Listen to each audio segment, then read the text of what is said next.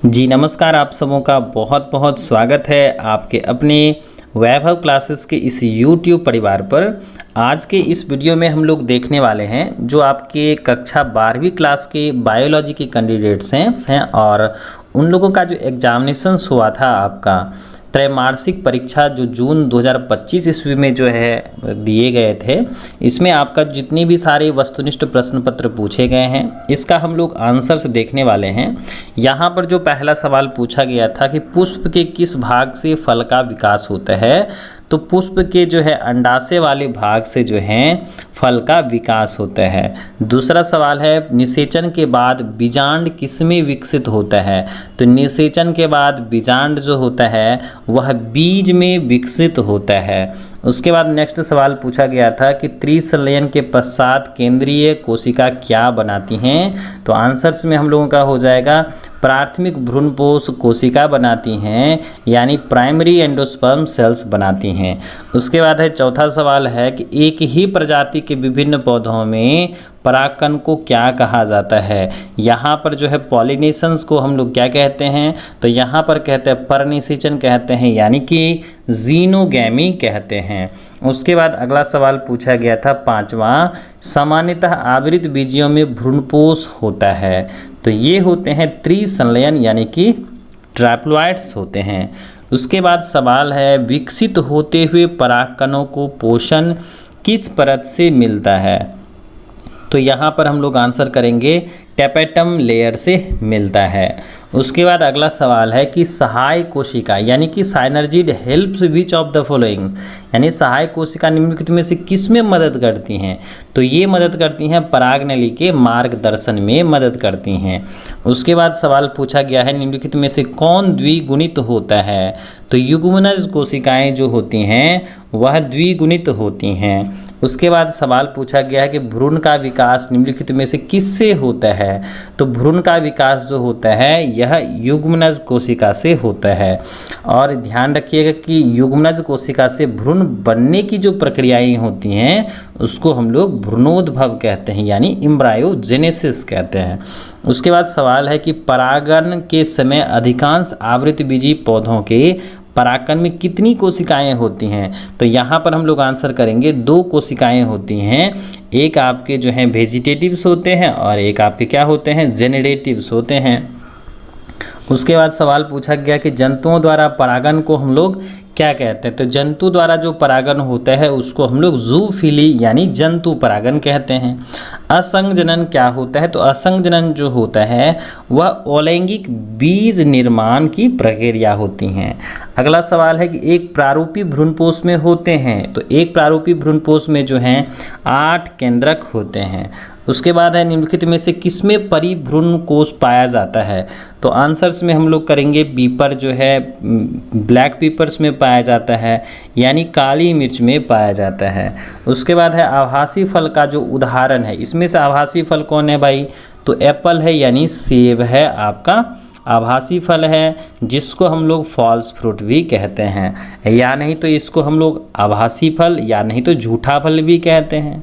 यहाँ पर जो है जो एप्पल होते हैं सेब होते हैं, जो इसका निर्माण होता है ना वह होता है पुष्पासन से होता है, ये ध्यान रखना है। यहाँ पर जो है सेब का जो जन्म होता है, सेब जो बनते हैं वह पुष्पासन वाले भाग से बनते हैं। उसके बाद सवाल पूछा गया कि निम्नलिखित में से किस पौधों में प्राकृतिक बहुभ्रूणता पाई जाती हैं, तो ये पाई जाती हैं आपके प्याज में पाई जाती हैं। उसके बाद सवाल पूछा गया है कि परागकण में किस कोशिका से 2 नर युग्मक बनते हैं, तो जनन कोशिका से क्या बनते हैं 2 नर युग्मक बनते हैं।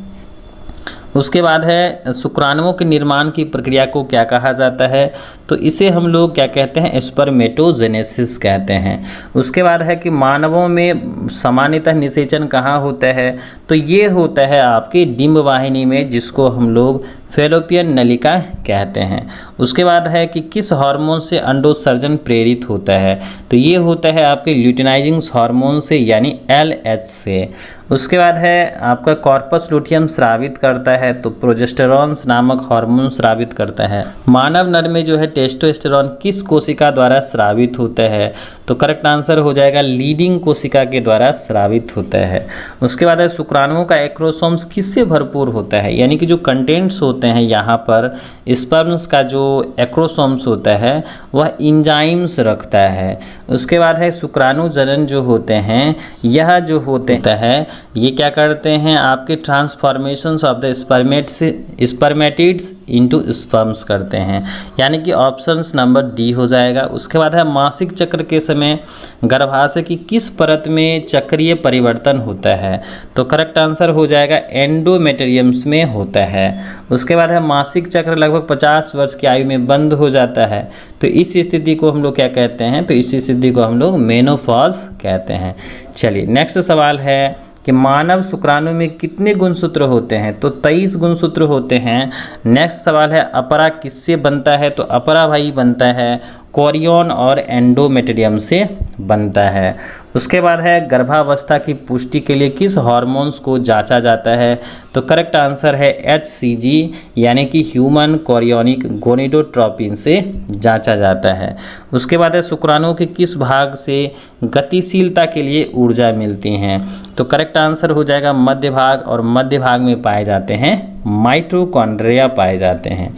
उसके बाद है अंडजनन के दौरान एक प्राथमिक अंडक से कितने अंडाणु बनते हैं, तो अंडाणु की संख्या होती है 1। उसके बाद है संगर्भता के कितने महीने के बाद जो है भ्रूण का हृदय निर्माण होता है, तो 1 मंथ में जो है हो जाता है। उसके बाद है गर्भाशय में भ्रूण किस अवस्था में आरोपित होता है, यानी इम्प्लांटेड होता है, तो यह होता है आपके ब्लास्टोसिस्ट में होता है। उसके बाद है निम्नलिखित में से कौन सा हार्मोन्स अपरा द्वारा स्रावित नहीं होता है, तो ये होता है आपके FSH यानी फॉलिकल स्टिमुलेटिंग्स हार्मोन्स होते हैं। उसके बाद है मासिक धर्म कितने दिनों का होता है, तो 28 दिनों का होता है, ध्यान रखिएगा। अगला है कि दूध के निष्कासन के लिए कौन से हार्मोन्स उत्तरदायी होते हैं, तो ये होते हैं ऑक्सीटोसिन्स हार्मोन्स उत्तरदायी होते हैं। भारत में राष्ट्रीय स्तर पर परिवार नियोजन कार्यक्रम शुरू किया गया था 1951 ईस्वी में शुरू किया गया था। उसके बाद है निम्नलिखित में से किसका प्रयोग गर्भधारण में रोध विधि द्वारा किया जाता है, तो ये होता है आपके कंडोम्स द्वारा अवरोधक विधि अपनाए जाते हैं। उसके बाद है नसबंदी की प्रक्रिया जो है वासेक्टोमी किसके लिए होती हैं, तो ये होती हैं आपके पुरुषों के लिए होती हैं। यौन संचारित रोग इनमें से कौन सा नहीं है, तो तपेदित नहीं है, ये है आपके जीवाणु जनित बीमारी हैं। उसके बाद है निम्नलिखित में से कौन गर्भ निरोधक जो कि शल्य क्रियाविधि महिलाओं के लिए है, तो ट्यूबेक्टोमी क्या होती हैं, ऑपरेशंस मेथड्स होती हैं। अगला सवाल है मौखिक निरोधक गोलियों में क्या पाया जाता है, तो प्रोजेस्टेरॉन एवं एस्ट्रोजन्स जो है का दोनों का समायोजन होता है। उसके बाद है एमनियोसेंटेसिस का उपयोग किसके लिए होता है, तो लिंग जानने और अनुवांशिक विकार का पता लगाने के लिए होता है। उसके बाद है कौन अंतःगर्भाशयी यंत्र मोचक है, तो करेक्ट आंसर हो जाएगा LNG-20 हो जाएगा। उसके बाद है आपातकालीन गर्भ निरोधक गोलियां कितने समय के भीतर ली जानी चाहिए, तो 72 घंटे के अंदर ली जानी चाहिए। नेक्स्ट सवाल है निम्नलिखित में से कौन प्रजनन RCH कार्यक्रम का हिस्सा नहीं है, तो करेक्ट आंसर हो जाएगा कन्या भ्रूण हत्या नहीं है। उसके बाद है सहेली किस संस्था द्वारा विकसित की गई हैं, तो ये की गई हैं CDRI लखनऊ के द्वारा। उसके बाद है किस अंतःगर्भाशयी यंत्र में तांबा और हार्मोन्स दोनों होते हैं, तो यहाँ पर करेक्ट आंसर हो जाएगा इनमें से किसी में भी नहीं होता है। बांझापन किस कारण से हो सकता है, तो आंसर हम लोग करेंगे इनमें से सभी के द्वारा हो सकता है, यानी कि शारीरिक कारण से भी हो सकता है, जन्मजात कारण भी हो सकते हैं, हार्मोन्स के असंतुलन के कारण भी हो सकता है। यहाँ पर हम लोग कह सकते हैं सभी के कारण जो है एक दंपत्ति जो है बांझापन का शिकार हो सकते हैं। उसके बाद है गर्भाशयी युक्ति में तांबा कैसे काम करता है, तो यहाँ पर ये करते हैं शुक्राणु की गतिशीलता एवं उसकी निषेचन क्षमता को क्या कर देते हैं, कम कर देते हैं। उसके बाद है भारत में चिकित्सीय सगर्भता समापन को कब कानूनी स्वीकृति दी गई? तो 1971 ईस्वी में दी गई थी। उसके बाद है बांझ दंपतियों की संतति प्राप्ति में सहायक तकनीक को क्या कहते हैं? तो इसको हम लोग कहते हैं ART यानी असिस्टेड रिप्रोडक्टिव टेक्नोलॉजी कहते हैं। उसके बाद निम्नलिखित में से कौन महिलाओं में बांझापन का कारण होता है? तो कारण होता है डिंब वाहिनी में रुकावट। उसके बाद है तकनीक में युग्मकों को सीधे डिंब वाहिनी में डाला जाता है, जिसका आंसर हो जाएगा हम लोग का GIFT। उसके बाद है आनुवांशिकी के जनक जो होते हैं वो मेंडल सर हैं। मेंडल ने अपने प्रयोग के लिए डेंस पौधे को चुना था, तो मटर के पौधे का चुनाव किया था। उसके बाद है एक एकल संकरण क्रॉस में F2 फिनोटाइप में जो है F2 पीढ़ी के फिनोटाइप का अनुपात क्या होता है? तो 3:1 होता है। उसके बाद अपूर्ण प्रभाविता सबसे पहले देखी गई थी, तो ये देखी गई थी स्नैपड्रैगन में देखी गई थी। और द्विसंकरण क्रॉस में फिनोटाइप अनुपात जो होता है वह 9:3:3:1 होता है। उसके बाद है जीन कहाँ स्थित होते हैं? तो जीन जो होते हैं वह राइबोसोम्स पर स्थित होते हैं। और नेक्स्ट सवाल है परीक्षार्थ संकरण किसका पता लगाने के लिए किया जाता है? तो ये जो है आपके प्रभावी फिनोटाइप का जीनोटाइप जानने के लिए किया जाता है। उसके बाद है मेंडल ने मटर के पौधे पर काम किया था क्योंकि उसमें क्या थे आपके कई किस्में थी, स्वपरागन हो सकता था और इनका छोटा जीवन काल हो रहा था। नेक्स्ट सवाल पूछा गया कि वह स्थिति जहां दोनों एलील समान रूप से अभिव्यक्त होते हैं, तो उसको हम लोग क्या कहते हैं?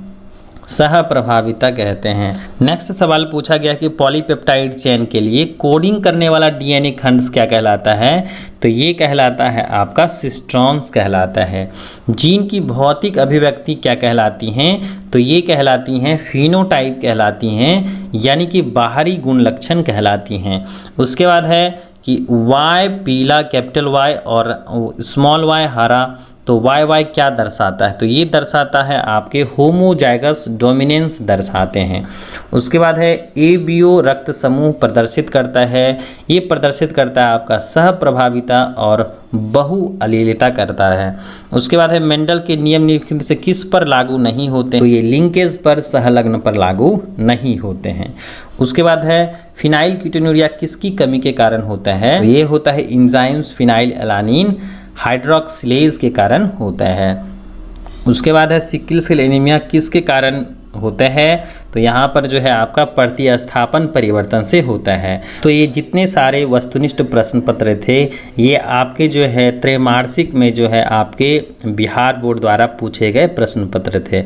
और यहाँ पर हम लोग देखेंगे आगे नेक्स्ट वीडियो में कि अलग अलग जो है आपके प्रीवियस ईयर में जितने भी सारे महत्वपूर्ण प्रश्न पूछे गए हैं उसका हम लोग आंसर्स हम लोग करने वाले हैं। तो जो बच्चे इस चैनल पर नए हैं चैनल को सब्सक्राइब कर लीजिएगा, अपने साथी के साथ ज़रूर शेयर कीजिएगा और आप हमारे चैनल के प्लेलिस्ट पर जाएं और वहां पर जो है 12वीं कक्षा के जीव विज्ञान के जो है लॉन्ग शॉर्ट और वस्तुनिष्ठ प्रश्न पत्र के बारे में देख सकते हैं। तो चलिए आज के लिए बस इतना ही, हम लोग मिलते हैं नेक्स्ट वीडियो में एक नए टॉपिक के साथ।